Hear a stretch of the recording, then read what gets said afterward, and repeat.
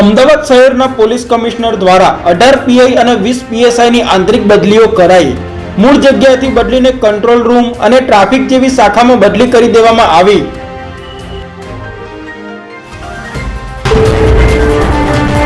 મુખ્યમંત્રી પહેલીવાર કાળી પટ્ટી બાંધી વિરોધ કરવા ઉતર્યા. રાહુલ ગાંધીના અનામત અંગેના નિવેદન સામે અમદાવાદમાં ધરણા. ભાજપના દલિત સાંસદ દિનેશ મકવાણા ગેરહાજર.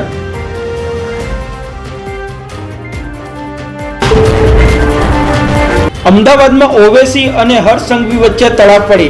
વકફ બોર્ડ બિલની જેપીસીની બેઠકમાં ઓવેસીએ સુરત મહાનગરપાલિકાના બિલ્ડિંગનો મુદ્દો ઉઠાવ્યો.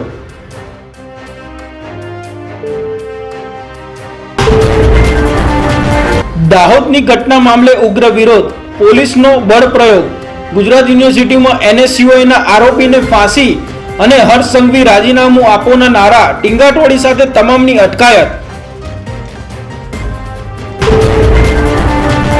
ટીઆરપી અગ્નિકાંડના 4 આરોપીના જામીનનો આજે ચુકાદો.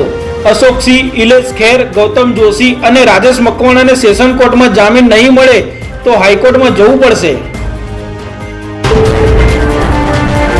સુરતમાં લૂંટ વિથ હુમલો. ઘરમાં ઘૂસી મોબાઈલ અને રોકડની લૂંટ કરી ભાગતા અટકાવવા જતા ચપ્પુથી 3 લૂંટારૂનો હુમલો, 2 ઈજાગ્રસ્ત.